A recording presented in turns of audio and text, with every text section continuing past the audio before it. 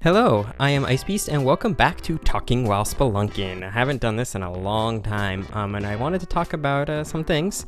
If you have never watched one of these, this is where I'm going to play Spelunky and talk about, things that come to mind. I'm not very good at Spelunky, so if you came here looking for good Spelunky play, that is not what you're going to find. With that being said, what I want to talk about on this episode is strategy games, and I have a lot of thoughts on strategy games and what I think they're lacking. I should warn you though that of course I'm playing a difficult action platformer, so a lot of what I'm going to say is going to be what comes to mind, even though I have more cogent thoughts. But it's I get to say what I can while also trying not to die in a hard game. So I'll probably end up contradicting myself or something like that. But that's okay. We'll see what happens. Anyways, what I want to talk about are strategy games, and there's a couple things I want to talk about. And the first thing I want to talk about is strategic depth. Strategic depth is not the sort of, I'm not referring to the military term strategic depth, which has to do with sort of how many layers of defense and stuff like that you have before you've got yourself crushed. No, I'm talking about strategic depth in strategy games, and what I'm really referring to is sort of the layers of strategy that a game may have. And a good example, I think, of what I'm getting at, although my European viewers will probably not be happy with this, is American football. American football actually has really good strategic depth. And what I mean by this is that we can look at it in at least three levels of strategic depth. There's the lowest level, which is how I match up my players against each other. My cornerback, I try to match my best wide receiver against your worst cornerback. I try to get, good offensive line versus defensive line matchups. I look for ways to overload my line on a run play or something like that to try to gain a breakout, and then I try to use those matchups to my advantage. And sort of this next level of strategic depth is then play calling, how I decide to get the most out of the matchups I've established. So do I decide to call a run play or a pass play? Am I looking for am I disguising a zone blitz or a zone read? Any of these sorts of things. Is the offense, am I going to run? Am I going to pass? There's all sorts of ways that the play calling and that stuff is another level of depth. And then there's a third level of depth, which is what I do over the course of the game. So in football, it's not uncommon that you'll run the same play or similar play out of the same look multiple times, meaning if I come out with a 3 wide receiver, 1 tight end set, and every time I'm running a pass generally to the 2 wide receiver side, which again, my European fans are probably confused, but don't worry about it. I may, after doing that 5 or 6 times, decide to then do a play action or a run or something like that. Something that I've, over the course of the game, oh shit, I wasn't really paying attention. Over the course of the game, I've been setting up, oops, that's probably going to kill me. And then I use what the things that I have built up over the course to my advantage. That's sort of what I'm doing. And computer games very much lack this third level of strategic depth that I just described, mainly because when you're playing against a computer, the computer is not taking into account your previous actions. So using a consistent strategy and then purposely changing it at some point to trick the AI is generally not something that works, because the AI isn't responding to that sort of thing. You'll find something that works against the AI and it will just work. I need to try to get that jetpack. So yeah, you'll find something that generally just works, and that's, god damn it, I am really not doing good because I'm not really paying attention. Which you guys saw when I ran back and forth for 10 seconds there until the ghost showed up. Can I find the key? I think I'm gonna die. Yep. I saw that coming. Anyway, computer strategy games are definitely lacking in that kind of depth. There are some games where the AI reacts to what you're doing, but it's still, a lot of that is not historic. It's not it doesn't notice that you do the same thing 6 times and then changes its behavior because of it. A lot more it says, oh, you're doing this right now, so I will change my strategy to compensate for what you're doing at this moment, which is still good, but it's still lacking that sort of next level of depth. But a lot of the strategy games, even the ones that we would think are pretty hard or difficult or fun, have very shallow strategic depth. And the one that comes to mind is Crusader Kings 2, a game I absolutely adore, but really, there is no depth of strategy after the first 50 or 100 years in the game. I should say, not turns. There's no such thing as turns in that game. But once you've gone, assuming you're starting as a weak nation, which most of us do, once you've gone from the beginning of where you're trying to get yourself out of the hole that you find yourself in, and you're working to, you're no longer a one province or one county count, you've established yourself bigger, there's really not that many decisions left to make. The only real depth left in the game is deciding when to attack somebody. And that's unfortunate in my opinion, because I think there's a lot of opportunity for more depth, but really the min-max of that game makes it pretty straightforward of what you should be doing at any one time, which mainly is, once you're at this big point, you can pretty much expand at will, and there's no change, I'm gonna die, in strategy from there. Yeah, I told you guys I'm not good at this game, by the way. So for example, in Crusader Kings 2, once you've reached that 50-year turn and you're now a duke, or becoming a king is very simple, and from there, you pretty much won the game. You can accomplish any goal you'd like, and yeah, the game will throw some curveballs at you. You might get that was really dumb of me. You might get a, jihad or crusade called against you or something like that. But in general, winning, even something like that, won't set you back too far, and you'll probably still be able to win the game. Yes, you could get screwed somehow. Bad events do occur on occasion, but in general, the depth of strategy, what you're deciding to do in any one moment, is pretty straightforward and fixed, and there's really no reason to deviate from that.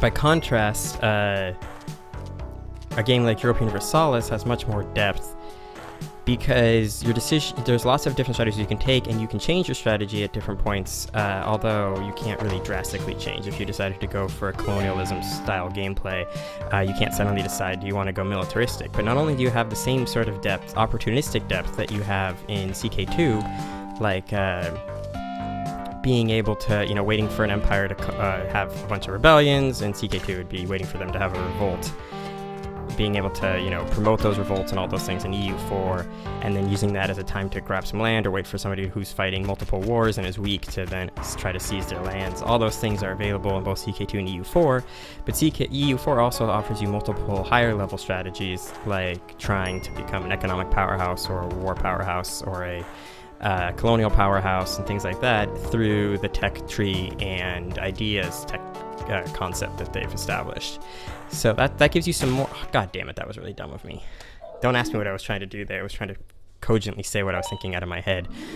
That's how I got myself killed.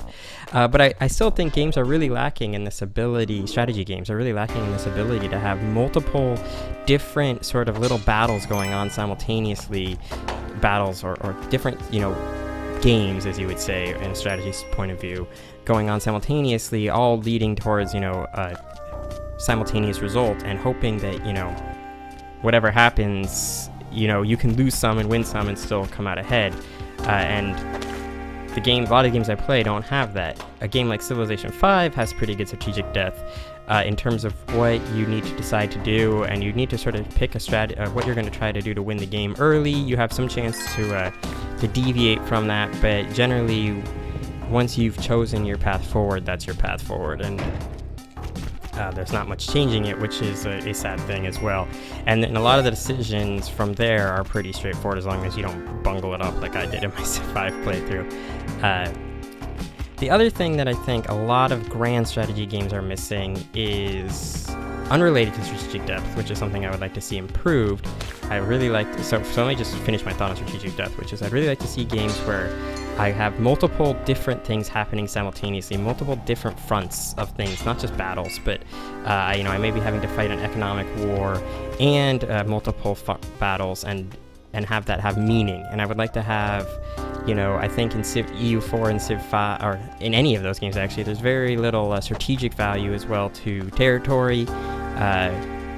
It'd be good if, there's certain places where that's completely false, like in EU4 and Constantinople or something like that. But in general, the strategic value of territory is minimal, and I'd like that to be improved somehow. So those are sort of my general thoughts on that. The other thing I want to talk about in those lines, though, which I was going to get to, is the combat mechanics in pretty much all grand strategy games, it completely sucks. I think we could all agree. The only game that has any sort of close to interesting combat is Civ 5, just because they have to do it because of the positioning mechanism that they established with the hex tile system. But that being said, it's still incredibly simplistic. The positioning and hex system is still incredibly simplistic. It ignores all sorts of fun things that could be available if we could just get it in the game. So for example, there's no I don't want to buy any of that. There's no real sense of positioning of units. There's no real sense of flanking and maneuvering and reinforcing and stuff like that, delaying for reinforcements. That was dumb. You're going to hear me say that a lot on this. EU4 is a little bit of this because you can bring in reinforcements to a battle, something that a game like the Total War series does not have. There is no reinforcing really in that game, which is something I always liked, but the Total War series has at least a lot better gameplay when it comes to battle mechanics, although it's still lacking, and I think the big thing it's lacking on is, besides the fact that the AI is completely retarded, or I probably shouldn't use retarded, but it's completely stupid, the inability to reinforce, the inability to plan ahead battles, the inability to try to pick strategic battles and have the AI or players forced to engage you in battles that are favorable to you, or having them force you to engage battles that are favorable to them. All these things... I am really bad. These things occur in EU4, for example, if you go or even CK2, if you try to force the AI to take a river crossing or take a fight in mountains or something like that. But that's only partly because the AI is an idiot, and partly because and I guess the big thing is because the AI is the idiot. But the flip side is that if you're playing against a human, I have no way of forcing that on you. And I'm not trying to say that you should be able to just be like, oh yeah, I'm here, so you have to come fight me.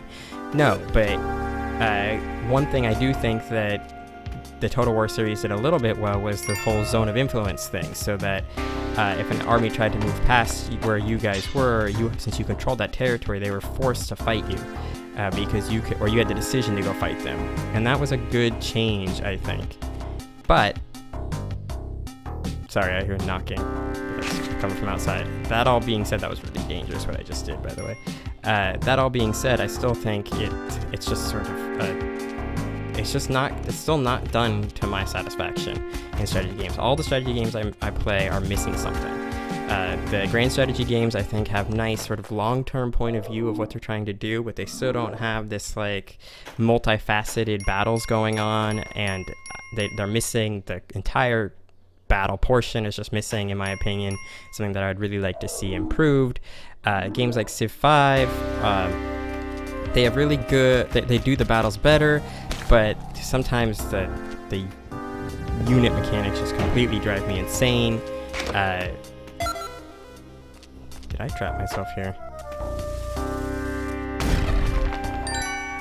Yeah, so anyways, what I was trying to say is, yeah, sometimes the way the units work in that game drive me insane. I did trap myself here. But that knocking's gonna drive me insane. Somebody out there is knocking and it's really gonna bother me. I had to waste 2 bombs too. Come on, there we go.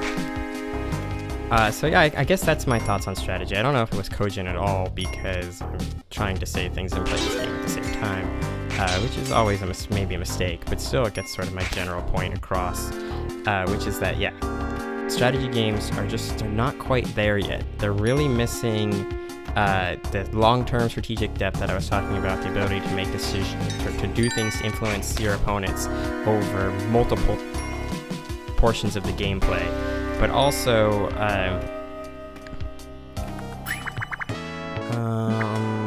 sure, I'll take a couple of those. But also, just beyond that, there's also this whole thing of just battles. I'm hoping that Hearts of Iron will improve this whole battle thing, where strategic maneuvering of units and all that stuff will be present, because that's something I really would like to see in some of the other games. There's some really cool battles in history that weren't just about how the war went out, the individual battle, but also about the maneuvering, how battle sites were chosen, how troops were forced into or not into bad engagements, things like that.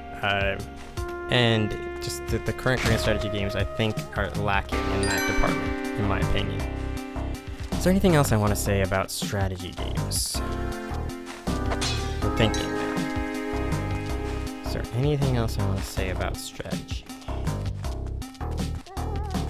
Snake pit. Can I get in there? I'm thinking now. I'm thinking, is there anything else? Okay, I can't get into the snake pit from where I'm at right now. I have to bomb my way in, which is a problem because I'm lacking bombs, and this is I might be able to get in right here. And I gotta find the key. Not that it matters, because I don't think I'm gonna be able to win. I don't think I'm gonna get far enough to be able to use the key. I haven't played Spelunky in so long that this is kind of like, it's kind of strange for me. Come on. Come on. Okay, let's get Monty here. We're gonna get Monty. The big spider is gonna fall. Oh, and we're dead. No big surprise there. So anyways, this is where I'm gonna end the episode. I thank you guys for watching. I hope you guys understood sort of the points I was trying to make, even if I sort of failed at making them as well as I would like. I could tell just by my hearing myself speak that I didn't quite get across what I was trying to say, but I hope you guys understand sort of the higher point of what I'm trying to get at. And with that being said, I thank you very much for watching, and I will see you all next time.